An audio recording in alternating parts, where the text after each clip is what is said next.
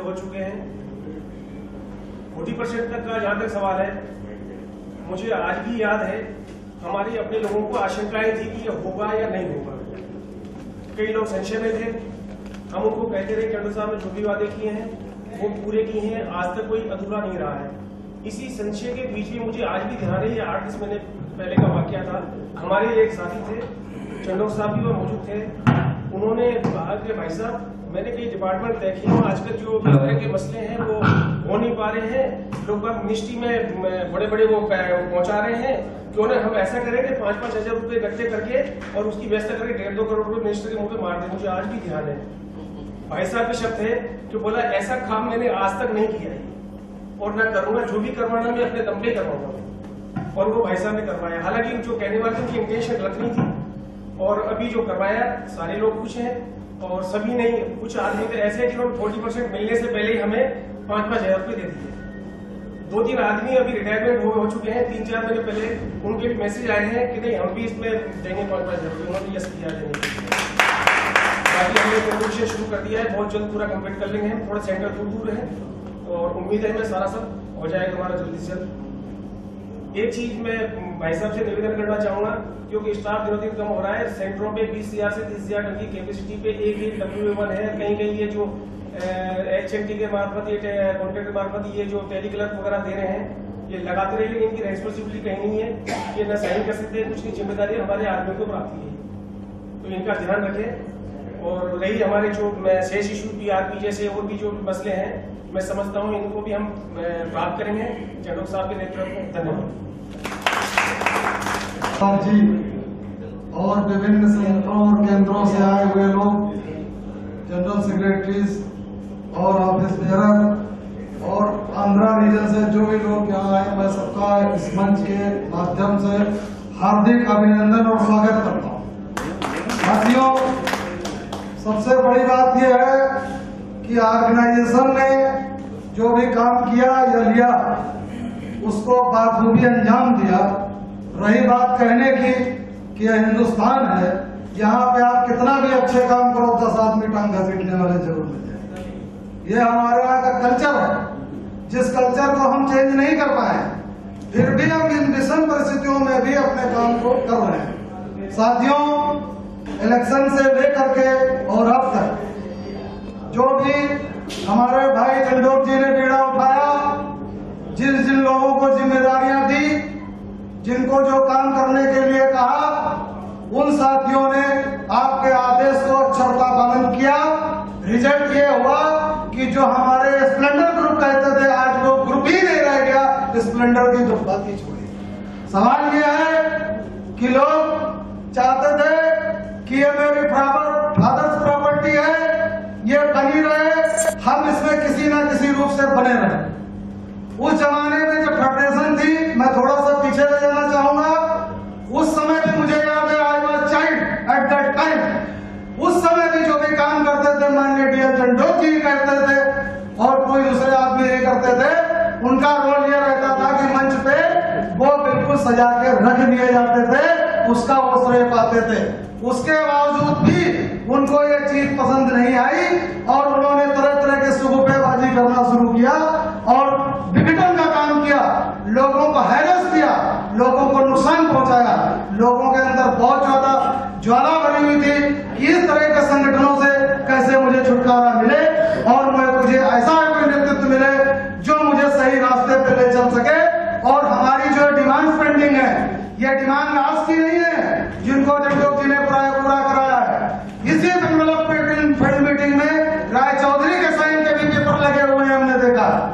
क्या इसकी मीटिंग पहले नहीं हुई? इससे पहले भी डेवलपमेंट की मीटिंग हुई और उससे पहले भी वो चाहते तो इस मसले को हल कर सकते थे, लेकिन ये मसले हल नहीं हुए।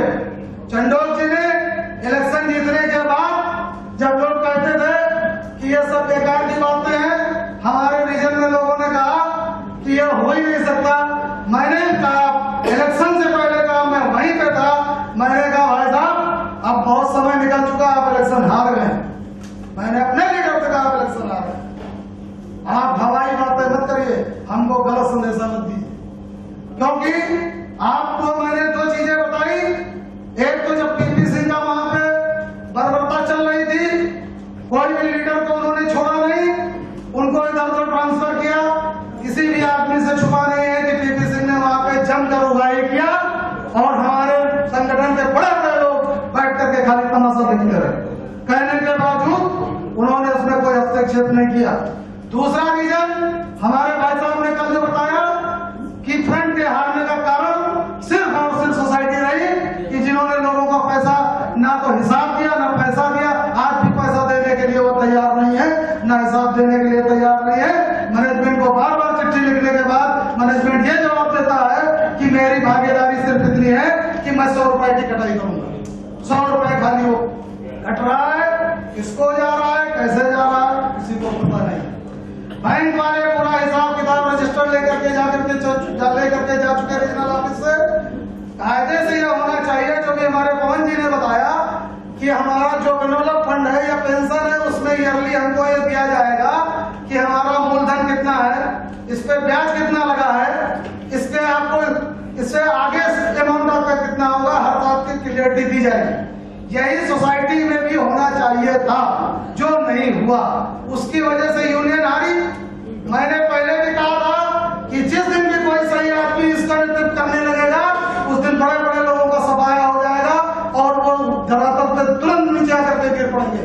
साथियों, चाहे 40% की बात रही, पेंशन की बात रही, अपग्रेडेशन की बात, आपको ओटीए की बात, जो हमारे मैनिफेस्टो में ही नहीं था, हमारे करीब चंडोक जी को मैनिफेस्टो में था, किसी कर्मचारी के संज्ञान में नहीं था कि यह 6 रुपए वाला 275 रुपए घंटा हो जाएगा। आज 275 रुपए घंटा मिल रहा है। पहले भी हम लोग उतारते थे, पहले भी हम सीडब्ल्यूसी का काम रात में 9 बजे तक करते थे, लेकिन हमको 1 रुपए नहीं मिलता था। वो 6 रुपए जो रेट था उसको बनाने के लिए 3 घंटा बर्बाद होते थे। इतनी उसमें क्वेरीज होती थी कि उसको कोई करता नहीं था। साथियों, जो भी आज हम लोगों ने माननीय श्री चंडोल जी, श्री रमन जायसवाल जी ने जो हम लोगों को दिलाया और जो आज हमें आगे भविष्य में मिल सकता है, हमने किसी भी संगठन के मैनिफेस्टो में ये नहीं देखा कि वो इलेक्शन तो लड़ रहे थे, लेकिन वो दिलाएंगे क्या, वो करेंगे क्या। किसी के पास कोई मैनिफेस्टो रहा हो मुझे आप बताइए। किसी ने, ना तो फेडरेशन बॉम्बे के पास कोई गाइडलाइन थी, ना फ्रंट के पास कोई गाइडलाइन थी, ना जो और लोकल यूनियन थी उनके पास कोई गाइडलाइन थी। किसी के मैनिफेस्टो में कुछ था ही नहीं। खाली मैं मैनेजमेंट से दिलाऊंगा, क्या दिलाऊंगा ये उनको खुद पता नहीं है। तो आज जो आपने एक कुशल नेतृत्व के जरिए, एक अच्छी सोच के जरिए जो हमको आज हासिल हुआ है, मैं पुनः आपसे कहता हूं कि इसके सिर्फ और सिर्फ हमारे नायक श्री डी चंडोक जी हैं, जो कर्मचारियों को भला कर सकते हैं, कर्मचारियों का हक दिला सकते हैं, कर्मचारियों को वाजिब सलाह दे सकते हैं और अच्छी सलाह देते हैं। मैंने इनसे कभी ये नहीं सुना कि आप झगड़ा करिए। इन्होंने जब भी कहा कूल डाउन, आप ठंडे होकर के बात करिए। मैं भी थोड़ा सा गरम दिल का आदमी हूँ, मुझे भी कई बार भाई जी ने समझाया कि कूल डाउन रहा कर। तो मैंने ये देखा कि इन्होंने हर आदमी को जोड़ने का प्रयास किया। इन्होंने कभी दल में दलदल करने की प्रयास नहीं किया, इन्होंने लोगों को जोड़ने का प्रयास किया। और मैंने एक और बड़ी वाली खूबी देखी है कि दूसरे के संगठन के लोग आते हैं जो छोटे छोटे नर्सिंग होम केस को रिजेक्ट कर देते हैं, तब वो पीजीआई मेडिकल कॉलेज के पास आता है और उसको ये ठीक करके भेजते हैं। ये भी मैंने एक क्वालिटी देखा है। मेरे रीजन का एक जयप्रकाश है, वो कम से कम फेडरेशन बॉम्बे के पास 12 साल 15 साल से लगा हुआ अपने केस के लिए दर दर ठोकरे खाता रहा।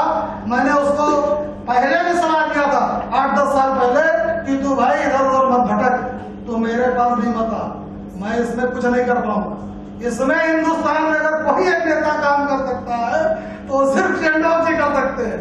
उसको उस समय मेरी सलाह ठीक नहीं लगी, वो उस समय नहीं आया। फिर वो भटकते भटकते इलेक्शन के बाद आपके पास आया। आज सीबीओ साहब ने उसके लिए चिट्ठी लिखा है आरएन को कि इस केस को विड्रॉ करके हमको बताया जाए। उसने बहुत बड़ी बात है कि किसी पर्टिकुलर केस में एक सीबीओ लिख करके दे रहा है जिस केस को खत्म करके मुझको बताया जाए। मैं समझ रहा हूं कि निकट भविष्य में वो केस भी डिसार्ट आउट हो जाए। उसको प्रमोशन पुराने टाइम से मिलेगी और पूरे एरिया समेत मिलेगी। ये रीजन में इसमें एक केंद्र बिंदु बन गया है। अभी हमारे यहाँ WA1 की CR एवरेज लिख दी। हम तो ज्यादा पढ़े लिखे हैं नहीं, हमने भाई जी से चर्चा किया, भाई जी ने उस केस को कहा कि इसको दिल्ली रेफर करा दे। मैंने दिल्ली रेफर कराया, वो केस अभी पिछले महीने 10-15 दिन बाद उसका जो है क्लियर हो गया। एक केस हमारे हुआ कि एक राजकुमार स्वीपर था, उसके पड़ोस में वो उसका भतीजा रहता था, डाउरी केस में उसको जेल कर दिया, उसको पूरे परिवार को अंदर कर दिया, वो सस्पेंशन हो गया उसका। उसके बाद वो जेल से बेइज्जत रिहा हो गया क्योंकि उसका कसूर नहीं था। मैनेजमेंट ने क्या किया कि जो पीरियड वो जेल में था 3 महीने उसका तो पैसा दिया नहीं, बाकी पैसा दे दिया। उसको मैंने भाई साहब से बात किया, रिप्रेजेंट कराया, वो केस 15-20 दिन पहले हो गया, साल हो गया। अब यहाँ से क्षेत्रीय प्रबंधक को गाइडलाइन दी गई है कि आप अपने मैटर को अपने स्तर पे सॉर्ट आउट करिए, अपने वहां से आप विधिक राय लीजिए, कानूनी सलाह वहां लेकर के इसको सॉर्ट आउट करिए। ये कोई फॉरवर्डिंग एजेंट नहीं है रीजनल ऑफिस कि हर चिट्ठी को दिल्ली भेज देगा, दिल्ली देखेगा। तो सवाल ये है कि जो लोगों के काम कर रहे हैं वही लोग तो रहेंगे। आपने ये कोई ऐसा तो है नहीं कि लता मंगेशकर की तरह एक बार आपने गाना गा दिया आपको पूरी उम्र रॉयल्टी मिलनी है। ये ट्रेड यूनियन है। मैंने पहले भी कहा था कि इसमें जो रेगुलर प्रोसेस में रहेगा वही ट्रेड यूनियन को कर पाएगा, जो रेगुलर प्रोसेस में नहीं रहेगा वो ट्रेड यूनियन से बाहर हो जाएगा। जो उसका रिजल्ट आज आप देख रहे हैं, 3-3 संगठन बिल्कुल ट्रैक से बाहर घूम रहे हैं और कोई वजह नहीं है। आप कहते कुछ है, कुछ है, करना आपको है ही नहीं है, तो कब तक ये जनता किसी के बुलावे में रहेगी। तो मैं एक बार अपनी बात को आगे बढ़ाने से पहले एक बार मैं साथियों आपसे बिना निवेदन करूंगा कि मेरे साथ खड़े होकर के भाई साहब का जिन्होंने हमको सब दिलवाया है और जिन्होंने मेरे प्रोडक्ट का ये इतना बड़ा काम किया है, उनको एक बार सम्मान करने के लिए मेरे साथ खड़े होकर के नारा लगाएंगे। मैं समझूंगा कि आप मेरी बात को समझ रहे होंगे।